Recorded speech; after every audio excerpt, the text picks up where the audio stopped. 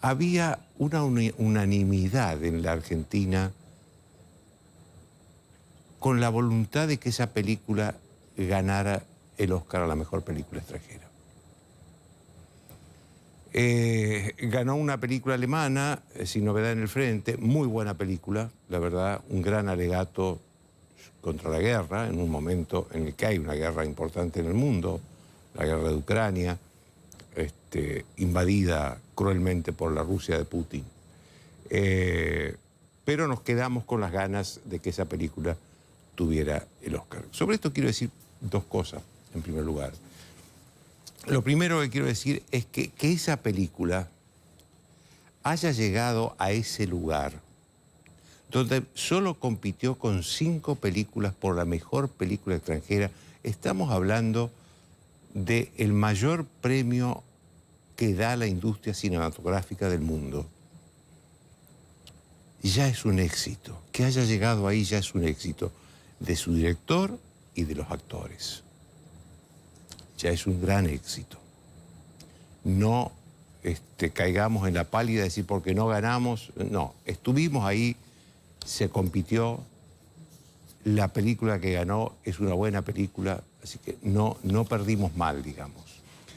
Lo segundo que quiero decir sobre esto es que esta película se necesitaba. Esta película se necesitaba. Relata un hecho único en la historia de la Argentina y hasta aquel momento en la historia de la humanidad. Que era juzgar a las dictaduras cuando éstas terminaban, sobre todo a las que habían cometido grandes crímenes. Esto no había sucedido nunca en la Argentina. Antes las dictaduras terminaban su ciclo, se agotaban, llamaban elecciones, venía un gobierno democrático y los jefes militares que habían estado gobernando se iban a su casa. Claro, ninguna dictadura antes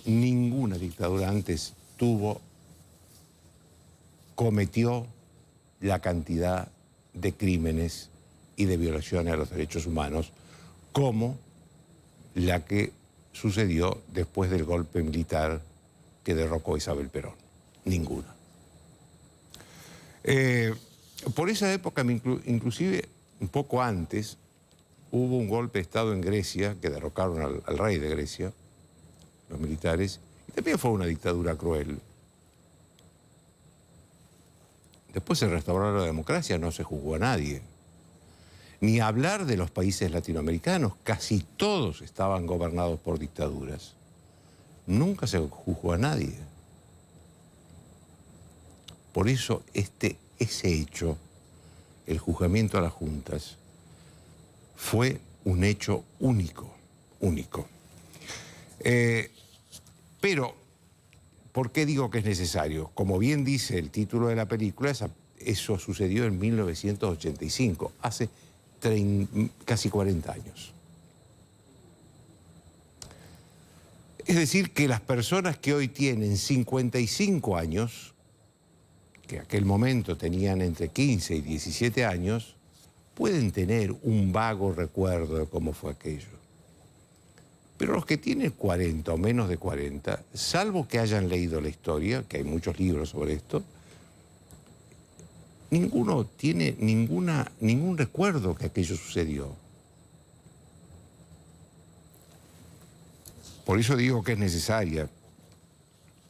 La película es buena, excelente. La actuación de Ricardo Darín es excelente, es un excelente actor. Ricardo Darín hace del fiscal Julio César Estracera. Estracera fue un hombre entrañable, la verdad. Porque no solo fue un gran fiscal, sino que fue un buen hombre y honesto. Estracera vino muchísimas veces a este programa. Y yo me acuerdo que él murió viviendo de su jubilación y de algún trabajo que hacía como abogado. Nunca se enriqueció, nunca se enriqueció. Esto fue Estracera. Y la película está centrada fundamentalmente en la figura de Estracera. Sin embargo, hay que señalar también con objetividad algunas cosas que le faltan a la película. Algunas cosas que le faltan a la película. Obviamente es una película, no es un libro de historia, no tiene la obligación de ser rigurosa con la historia. Hoy un colega de acá me decía, bueno, siempre en estas películas que se inspiran en hechos reales, el director y los guionistas tienen un margen para ficcionar. Esto es cierto, pero hay datos que tendrían que haber estado. El primero de ellos es que se pasa muy rápido, muy ligeramente, sobre el papel que cumplió la CONADEP, la Comisión Nacional de la Desaparición de Personas. Es una comisión de gente notable que creó Alfonsín, la creó Alfonsín,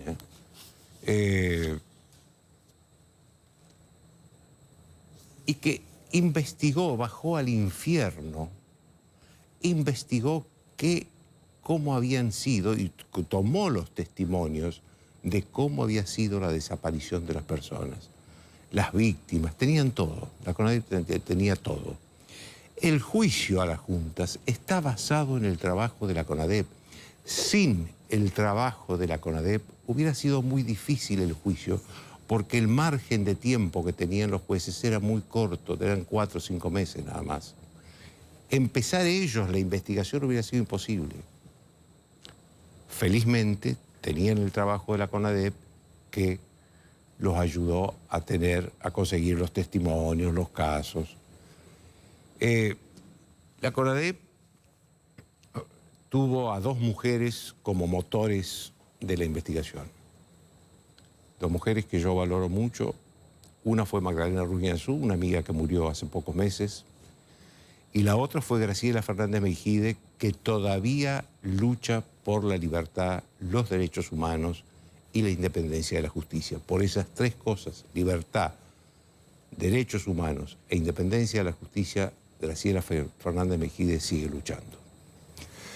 Creo que la película es injusta con Antonio Trócoli, que fue el ministro del Interior de Alfonsín.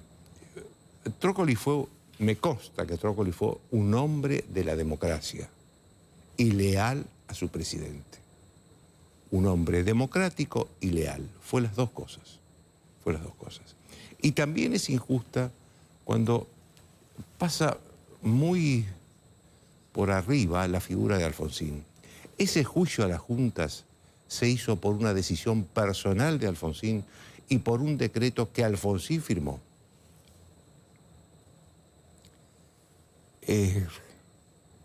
Si Alfonsín no hubiera cumplido su promesa de campaña, que consistía en juzgar a los que violaron los derechos humanos con un juicio justo, decía él, al revés de lo que los militares hicieron con los desaparecidos, que no los sometieron a ningún juicio, sin esa voluntad de Alfonsín, esos juicios tampoco se hubieran hecho nunca.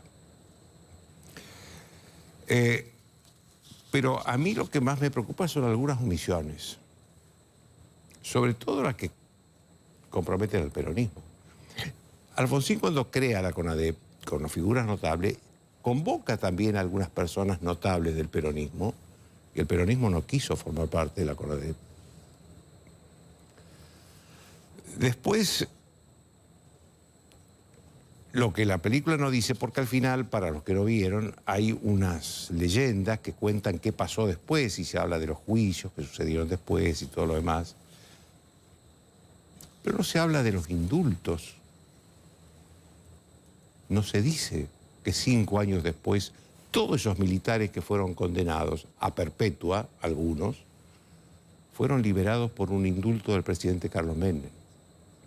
Por supuesto que después todos volvieron presos, después de algunos años todos volvieron presos, porque ahí cayeron presos por el secuestro de los bebés, de los niños, que no había sido juzgado en el juicio a las juntas. Pero si no hubiera pasado esto, este nuevo tema, esta nueva acusación, esta nueva denuncia, ellos hubieran recobrado la libertad en 5 años. cuando estaban condenados algunos de ellos a condena perpetua.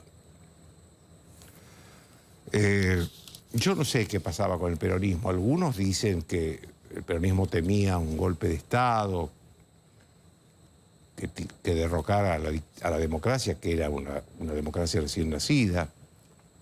Pero también estaba la denuncia que Alfonsín venía haciendo desde la campaña electoral de un pacto entre los sindicalistas peronistas y los militares para buscar la impunidad de los militares. Después, en 2003, cuando llegan los Kirchner al gobierno, toman el tema de los derechos humanos como si nunca se hubiera hecho nada, como si este juicio no hubiera sucedido nunca. En 2003 los militares ya estaban mucho más débiles que en 1985, muchísimo más débiles. Ya no existían. Por eso también esta película es necesaria, para conocer la historia en su plenitud, no una fracción de la historia. Pero esto nos lleva a una situación actual. Aquellos fueron jueces independientes, civiles, que juzgaron a militares. Hoy se necesita una justicia independiente también. El lunes pasado estuvo acá el presidente de la Corte Suprema de Justicia, Horacio Rosati.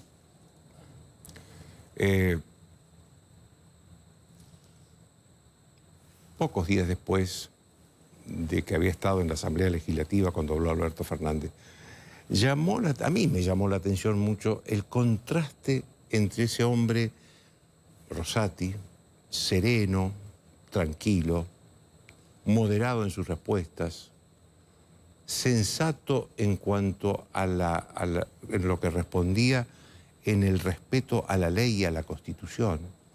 El contraste con un presidente desaforado que les gritaba a él y al vicepresidente de la Corte, Carlos Rosenkrantz, que los tenía al lado, y los apuntaba con el dedo. Ese contraste me pareció terrible. La serenidad, la templanza frente al desequilibrio y a los insultos. Como les decía, sin una justicia independiente aquel juicio no se pudo haber hecho jamás, el juicio a las juntas. Ahora se necesita una justicia independiente. Son otros delitos, obviamente, no tienen la gravedad de aquellos. No tienen la gravedad de aquellos. Pero son delitos que interpelan al poder. Hace pocos días, el tribunal que condenó a Cristina Kirchner a 6 años de prisión por hechos de corrupción dio a conocer los fundamentos durísimos, devastadores. Relata en ese tribunal, en esos fundamentos, relata cómo se hicieron los negocios entre los Kirchner y Lázaro Báez durante 12 años. La justicia entiende que en esa investigación se robaron $1.000 millones. $1.000 millones. Yo quiero aclarar que $1.000 millones es una fortuna que la tienen decenas de personas en el mundo, no mucho más, ¿eh? Algunas decenas de personas en el mundo, no mucho más. Y se trata de una causa de corrupción. Todavía hay varias que están en los tribunales. Ese tribunal que la condenó y que escribió tan duros fundamentos es el mismo tribunal al que Cristina Kirchner insultó y gritó cuando tuvo el momento de su alegato. Fue aquella vez que dijo que la historia ya le había juzgado y que por lo tanto no le importaba lo que esos jueces dijeran. Ahora sí está preocupada por lo que esos jueces decidieron. Sin embargo, los jueces no se amedrentaron y tomaron la decisión que consideraban correcta. Punto. Cristina Kirchner no está proscripta. No está proscripta porque para que esa sentencia esté firme van a pasar varios años. En esto yo debo coincidir con una cosa que dijo hoy Aníbal Fernández, el ministro de Seguridad, que contestándole a Cristina Kirchner y a los seguidores de ella, dice, pues pónganse de acuerdo, porque por un lado dicen que está proscripta y por otro lado dicen lucha y vuelve a la presidencia. ¿Está proscripta o no está proscripta? No está proscripta. Ni lo va a estar durante un tiempo largo. Es un relato en el que nadie cree. Después de una breve pausa, Juan Carlos.